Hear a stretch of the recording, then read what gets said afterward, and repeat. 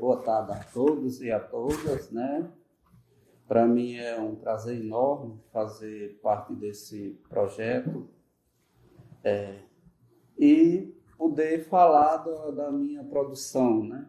De todo esse movimento artístico, cultural aqui do Cariri. Então eu vou começar falando como iniciou como foi que eu cheguei aqui na Lira, né? Eu morava com meu avô, né? Na verdade, a história da Lira nordestina se deu em 1926, com a vinda do José Bernardo da Silva para aqui para o Juazeiro. O José Bernardo era um alagoano rumeiro que vinha vender os seus produtos aqui na cidade. E isso de tanto ir e vir para cá, vender seus produtos, aos conceitos do Padre Cícero, em 1926 veio para cá, trouxe sua família, e nos anos 30 montou a primeira tipografia de cordel, chamava tipografia Silva Diniz, e essa tipografia, já no grande auge, né, ela funcionava na Rua Santa Luzia, se tornou uma das maiores editoras de cordel do Nordeste. Aqui era onde saía a maior produção do cordel, né? E em 1950, o José Bernardo comprou os direitos autorais e as máquinas de João Martins de Ataíde, lá de Recife. João Martins era o maior editor de cordel do Pernambuco. Então, era a maior produção. Então, essa maior produção lá veio para cá e, a partir daí, o Cariri e o Juazeiro do Norte passou a ser o maior centro da literatura de cordel. Então, o José Bernardo, a gente pode dizer que ele foi quem deu o pontapé inicial à xilogravura.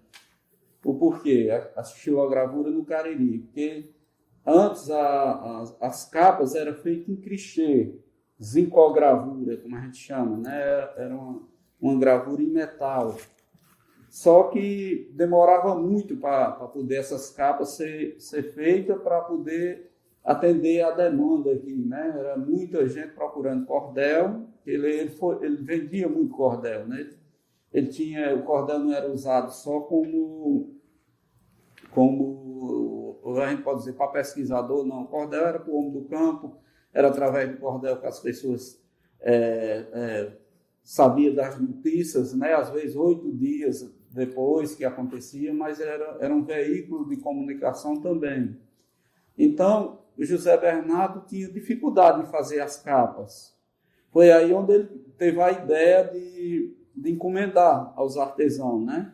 O Mestre Nosa, o Valderedo Gonçalves, esses são os percursores da xilogravura aqui na região do Cariri. O Valderedo Gonçalves era um xilógrafo do Crato, né? Da cidade do Crato, e fazia as capas aqui. Então foi aí onde surgiu as primeiras xilogravuras, aonde veio só a partir dos anos 70 que eles começaram a introduzir de verdade a xilogravura, né? Antes eram muitas poucas pessoas que queriam as capas, né? Porque os clichês eram tirados de revistas e de postais americanos, então aquelas princesas que vinham, os príncipes, era muito bonito, era tudo arrumadinho, mas quando caía no traço do Mestre Nosa, né, ficava um pouco diferente.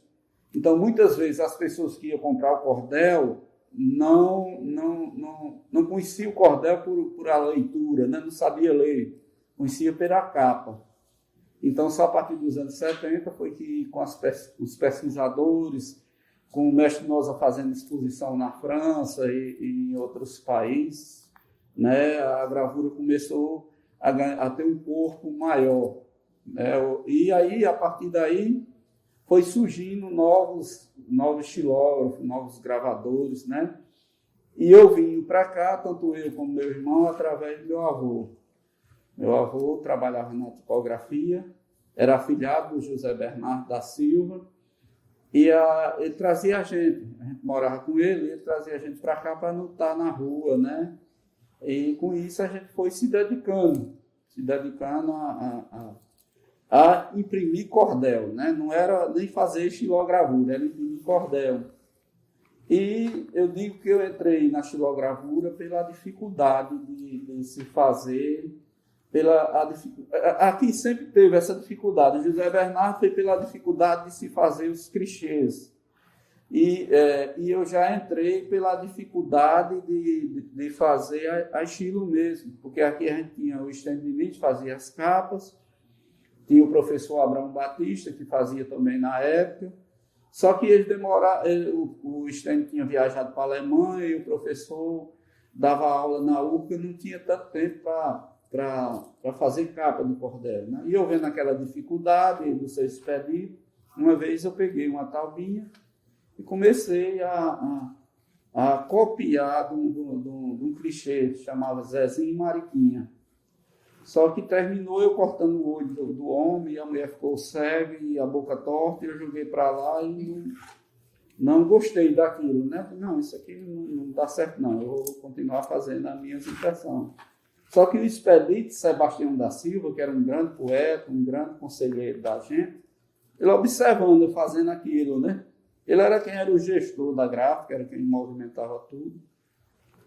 No outro dia chegou o rapaz para fazer o casamento matuto, que era aquelas quadrilhas de festa junina, e disse, pronto, eu já tenho que fazer a capa aqui do cordel.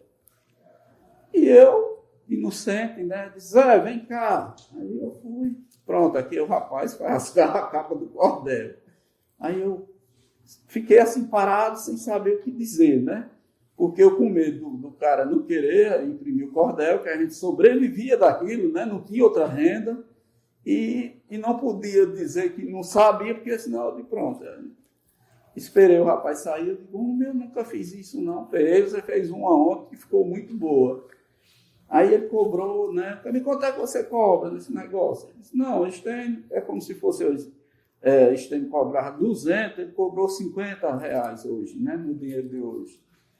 E o cara logo pagou, disse, não, eu vou deixar logo pago, porque não sei o quê, e eu fiquei preocupado. Eu tinha casado, fazia um mês, né? Um mês e pouco eu tinha casado, morava na casa da sogra, só tinha a cama para dormir, e passando a maior precisão do mundo, né? E eu, meu Deus, o que é que eu faço? Aí fui para casa com aquele texto, aí na casa da minha sogra tinha uma mesinha do santo, né? E eu levei um estilete, um lápis, aí fui na serraria, lá perto lá de casa, no Salesiano, peguei uma madeirinha e comecei a pensar o que fazer naquela madeira, né? Eu botei numa folha de papel do tamanho da madeirinha e pensava em nada. Quando foi lá para 1h da manhã, eu consegui fazer um desenho. Aí era o jumento de um lado, aliás, o noivo de um lado e a noiva do outro, e o jumentinho no meio, né? O rostinho do jumento, debaixo de um pé de árvore, né? E com isso surgiu, passei a noite todinha, não consegui dormir, fazendo essa estilogravura, né? No outro dia de manhã eu levei, e o cara já foi olhar, fazer a correção do cordel, aquela coisa toda. Aí quando ele viu, disse, vixe Maria, como ficou bom. Bem que seu expedito disse que você era um artista, né? E eu fiquei aquilo ali, né? E com dinheiro no bolso, né? Com medo de gastar e não fazer o negócio, né? Aí pronto, a partir daí começou a surgir a estilogravura da minha vida. Por quê? Porque todas as capas de cordel, o pessoal vinha. Tinha um pessoal lá do Sei Cordel, lá, o Otávio Menezes, lá de Fortaleza, que trazia de 20 cordéis para fazer, lá na Lira, né? E aí a gente começava a fazer aquelas capas e tudo, expedito botar estilogravura de Zé Lourenço, estilogravura de Zé Lourenço. Com isso, lá em Fortaleza, eu era conhecido como estilógrafo, e aqui no povo não sabia nem que eu fazia nada disso, né? Nem me conhecia. É tanto que começou o meu nome ser mais badalado lá fora. E isso, o professor Gilmar de Carvalho, que era um professor do curso de comunicação social, infelizmente, esse ano perdeu ele para a Covid, né? Ele terminou não resistindo e faleceu, está com uns 2 meses. E foi o maior incentivador e o maior, a gente pode dizer, a pessoa que deu mais incentivo para que a gente não parasse, não perdesse esse movimento do cordel. Então, a partir daí, foi o pontapé inicial. O professor chegou olhando, fazendo aquelas pesquisas lá na Lira, disse: Zé Lourenço, eu gostei muito dessas suas coisas, eu preciso uma obra, uma coisa maior, que conte um pouco mais da sua história e tal. Eu já tinha algumas cenas, né, da zona rural, que era meu pai agricultor, e eu passei um tempo na agricultura com ele, né? E vi o homem do campo, aquele movimento, o lavrador, não sei o quê, e comecei a fazer um estilo grande, tudo contando essas histórias. Só que era pouco, então aí ele disse: eu tive uma ideia, vamos fazer um álbum contando a vida do Padre Cícero. Aí eu pensei que era uma coisa fácil, eu sei que eu fiz esse álbum, terminou, teve cena dele estar de joelho lá em casa, né, de joelho, para eu fazer a cena a visita do Lampião, a Juazeiro, né? Eu sei que eu passei um ano fazendo esse álbum, depois começou o álbum do Patativa, Lira Nordestina, e tantas obras que a gente começou a desenvolver. Uma produção grande, e capa de cordéis, eu não tenho nem ideia quantas eu fiz, né? Hoje menos, mas no primeiro era demais, né? Era tudo da Lira, era o que eu fazia. Com isso, a gente começou a ter novas ideias, fazer álbuns, né? Vamos fazer álbum de estilogravura, contando uma história. Aí a gente vamos imprimir gravura em cores. Aí, como é que eu vou imprimir gravura em cores, né? Se eu é difícil a gente colocar cor. O porquê da gente colocar cor, né? Porque a gente herdou os clichês, a gente veio de uma história, né? A gente veio para... o cordel conta a história, então a gente fazia capa para contar a história. Então, todas as nossas capas, ela tinha a história do cordel, daquele cordel, né? É tanto que as gravuras, ela é um pouco diferente do trabalho do pessoal do Pernambuco, né? Eles colocam só mais os elementos, as figuras centrais. A gente coloca as figuras, né, que compõem aquele ambiente daquela história, e o fundo, que é o cenário daquela história, né? Então, a nossa diferença é isso que a gente herdou dos clichês, né? Eu sinto isso como artista, que a gente herdou isso, né? Então, a gente começou a pesquisar como era que a gente colocava cor, né? E foi surgindo ideias, por exemplo, estilogravura feito com espelhado, né? A gente queria colocar, mas pensando numa forma que não ficasse como a gravura tradicional, né? Aquela coisa certinha. A gente começou a pesquisar, a ver uma forma que fugisse um pouco dessa coisa tradicional, né? Que fosse... E outra coisa, que não fugisse também do popular, né? Que a gente não fugisse, né? A gente tem aqui a Libela, né? Que contasse a nossa história também, só que de outra forma, né? Não é que eu vou fazer gravura surrealismo, fazer um surrealismo, não. É uma coisa pensada em cima da nossa cultura, né? Aqui a gente tem a banda Cabaçal, né? A banda Cabaçal. Isso ela mostrando, né, os elementos da banda Cabaçal, o pífano, e isso, muitas coisas. Isso a gente tem uma produção enorme, né? Desde 86, que a gente começou. E aí a gente recebe muito... a gente recebe... Eu digo recebe porque em breve nós vamos estar recebendo, né? No termo dessa pandemia, nós vamos estar recebendo. A gente recebe muitos alunos aqui de escolas, né? Universitário, alunos mesmo de escola de primeiro grau e tal. E eles chegavam aqui e queriam comprar uma lembrança. Só que a gente só tinha estilogravura em papel, né? Não tinha assim, um produto que eles levassem e já fosse pronto, né? Aí surgiu a ideia de fazer esses azulejos. Esses azulejos, a gente teve a ideia de fazer em 2000, né?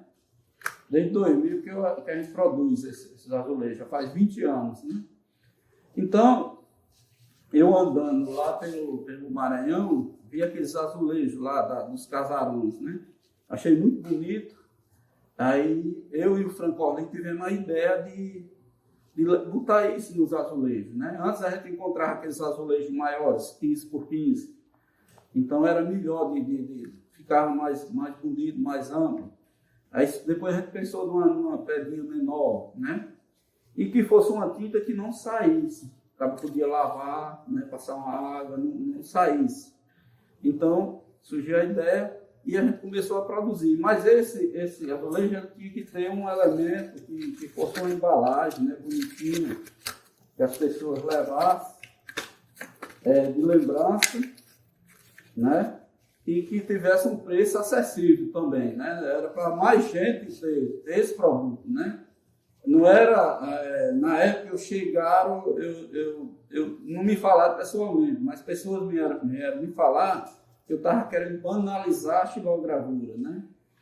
Mas não, isso aqui era uma forma que eu me baseio muito na história eu considero o maior produtor e o maior distribuidor do cordel de todos os tempos, que era o José Bernardo da Silva. Então, ele distribuiu para o povão. O que foi que ele fez sucesso? Porque ele levava a arte do cordel para o povo, né? Por mais de pessoas que ele pudesse atingir. Então, foi pensando nisso, que eu ficava triste quando chegava uma criança que queria levar uma lembrança para o pai, né? Visitava a Lira, e não tinha R$50 para dar uma gravura, né? Para comprar uma gravura. E todos os personagens tinham que ser personagens que tivessem contando a história do Cariri, a história do homem do campo, a nossa história daqui, né? E não é que as outras histórias não sejam importantes, né? Mas era isso que eu vivi, né? Que eu nasci aqui na Avenida Doutor Floro, que antes era a Rua Nova, né? Eu nasci aqui e lá em casa minha avó fazia cerâmica, meu avô trabalhava, além de trabalhar na Lira, fazia aquelas esteiras para enrolar rapadura, lá em casa fazia chapéu para o bombeiro. Então a gente foi criado no meio de uma família que trabalhava com cultura, né? Então já veio isso no sangue. Aí tem outras coisas, né? As máscaras, né? Essa que eu estou usando, né? São máscaras, camisas, né? Camisetas. Essas são camisas, né? Isso é a única coisa que eu exijo é que seja de algodão. Porque aqui a gente mora numa região muito quente, né? E tem aquelas malhas PV, né? Que o pessoal aí as máscaras são parceria com os amigos, né? Que trabalham com isso, né? Eu que fabrico, né? Já são pessoas que trabalham com isso, né? Exatamente para ter essa qualidade, que sabe trabalhar com isso, né? Eu posso até não ganhar dinheiro com isso, mas eu prefiro que seja uma qualidade que as pessoas usem e não reclamem, né? Não, isso não presta, é muito quente, não sei o quê, né? Então, e tem muita coisa, né? Por exemplo, tem essa história do cordel, né? O cordel, eu escrevi esse texto, né? Na estação, na pedra da estação, né? Num momento muito difícil, que a gente tinha perdido o poeta Expedito Sebastião da Silva, era quem nos orientava, era quem ia no mercado buscar os bloquinhos para a gente fazer, era quem pegava os cordéis. E a gente ficou, e ele faleceu em 96 e a gente ficou só. Eu assumi a gráfica, né, como era o mais velho da turma, né, e aí assumi a gráfica, uma gerência, né, ele era o gerente, e sem remuneração, né? Como até o dia de hoje eu não tenho remuneração para estar aqui dentro, né? E o expedito era do mesmo jeito. Então eu assumi até essa herança dele, né? Então eu vendo aquela dificuldade, eu fui desde garoto, né? Eu vim para cá com 9 anos de idade. Desde garoto, eu acompanhei todo esse movimento aqui, né, da lira, né? Eu digo nem da tipografia, mas da lira nordestina, né? Porque quando eu entrei já não era mais o José Bernardo, era filho do José Bernardo, né?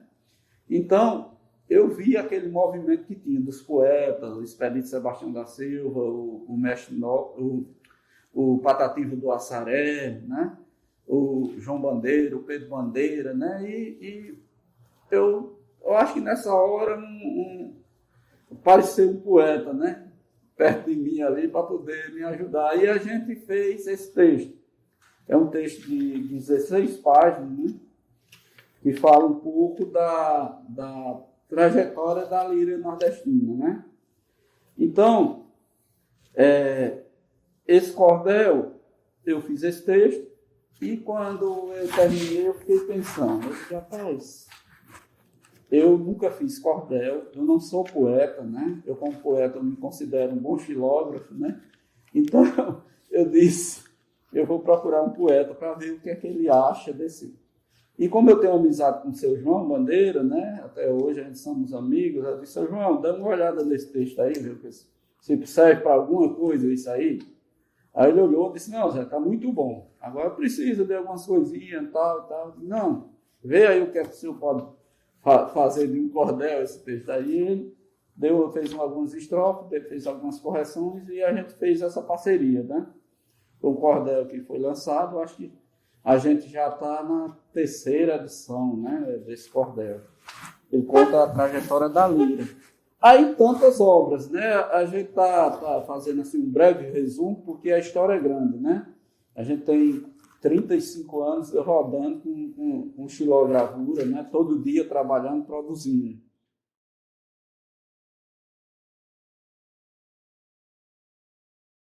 Agora atualmente, eu estou fazendo um trabalho, né? Que é uma encomenda, está sendo mostrado pela primeira vez, né? É exclusivo, né? É uma encomenda da primeira-dama do Estado, né? Onde esse quadro vai ficar no Palácio da Abolição, né? Em Fortaleza, né? E esse quadro, na época, eles nem viram ainda esse quadro, né? Eles não sabem, nem têm nem ideia como é isso aqui. E o que é que eu estou fazendo, né? Mas eu queria falar um pouco dessa trajetória desse quadro, né? Eu quis, nesse quadro, mostrar as manifestações folclóricas aqui do Cariri, né? Por isso que o quadro ele se chama Cariri Cultural, porque ele mostra a trajetória da cultura do Cariri, né?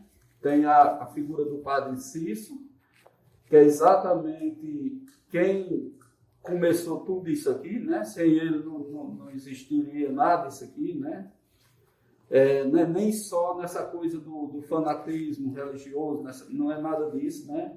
É mostrando a obra do Padre Cício como um bom, a gente pode dizer, orientador, uma pessoa que tinha uma visão muito ampla, né, das coisas, né?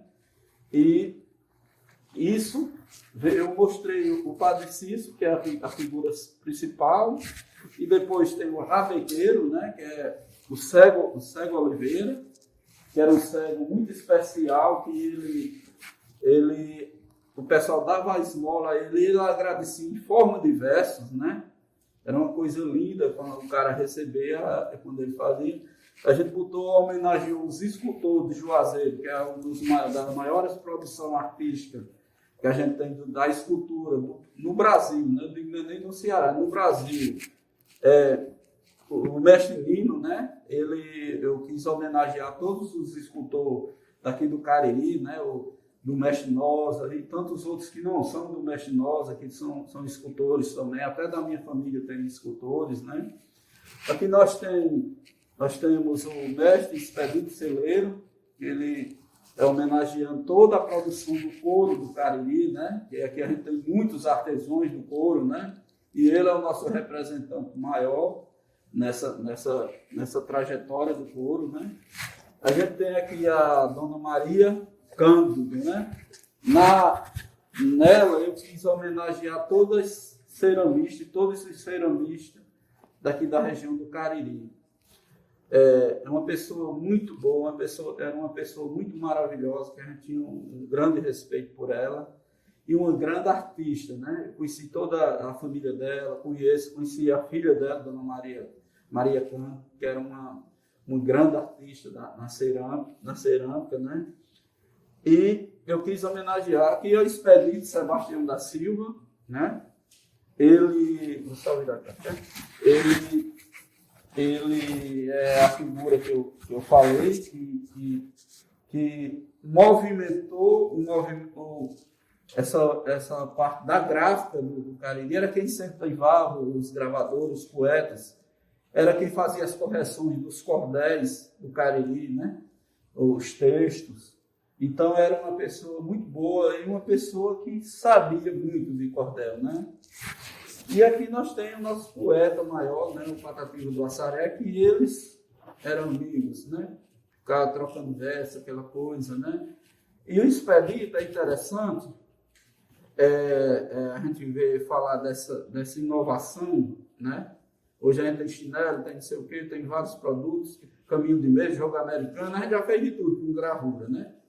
Eu acho que não tem essa coisa, que antes era pensada a gravura para botar no quadro ou na capa do cordel, e não em mais nada. Hoje a gente pode fazer de tudo, caneca, tudo que for se pensar com estilogravura.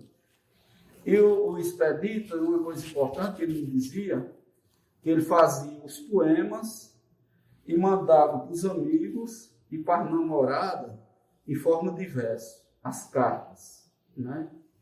Hoje a gente manda, é por isso que eu digo que a poesia não pode parar, porque a gente tem várias formas da gente fazer, né? Eu tenho feito muitos estilos de poema, as pessoas pedem para eu entalhar na madeira os versos tudinho. É uma carta feita na madeira, né, em forma de verso. Então ele mandava daqui para onde ele queria, né, para os amigos, para São Paulo, Rio de Janeiro, dizia que os amigos dele, tudo em forma de verso, as cartas. Então, hoje, o nosso é no celular. Pode fazer uma carta e poesia vai na hora, né? Então, é atual. Na época dele, o computador dele era a carta. Hoje, é o nosso WhatsApp, é o Face, é o Instagram, é tudo. Então, eu sou um artista que vivo da produção e sou totalmente a favor de toda a inovação que existe no planeta. Porque a gente tem que se atualizar. Se a gente não fizer isso, morre. Isso aqui a gente tem as primeiras marcas dos cordéis no Brasil, né? Aqui a gente tem as capas originais dos cordéis no Brasil. Isso é muito importante para a gente fazer um museu, mas a gente tem que ter a inovação ao lado, para poder a gente sobreviver com isso aqui. Então é uma história muito ampla, né? Infelizmente e felizmente, né, é um primeiro contato, né, que a gente teve, né, eu agradeço muito ao BND, né, é uma oportunidade enorme de eu estar falando aqui da minha produção, falando do que eu gosto, falando do que eu vivi a minha vida toda, né. Isso daqui não é, eu digo que eu não sou não sou assim um artista que vive, não sei o que, de gravura, que é a coisa, ao mesmo tempo, eu sou um artesão da gravura, né? Eu vivo disso aqui, né? Eu sou um profissional da gravura, né? Isso daqui eu tenho que trabalhar todo dia, porque eu sustento minha família disso aqui, né? Tem doutor em física, né? Fazendo pós-doutorado em física, que nasceu daqui, né? E tudo daqui, né? Biólogo, não sei o quê. Tem um bocado de gente aí que surgiu disso aqui, desse trabalho, né? Então eu tenho muito amor por isso aqui, né? Isso aqui é uma coisa que a gente veio aqui, ao mesmo tempo que eu vou dar uma oficina, que eu já fui lá no Caldeirão Grande, no interior do Piauí, onde a água o menino tem que buscar no balde de manhã. Com 2 anos depois, eu estava lá em Milão, na Itália, representando os artesãos do estado do Ceará. A importância disso aí, para mim, lá foi muito bom para divulgar o meu nome, o meu trabalho, não sei o quê. Mas como ser humano e como amor à arte, o do Caldeirão foi mais, rendeu mais para mim. Porque eu vi o amor e a dedicação que as pessoas tinham por aquilo ali, como eles adoravam aquela arte, né? Como eles faziam por amor, né? Então é dessa forma que a gente vem trabalhando e vem plantando um pouquinho de cada dia aqui na Leira, né?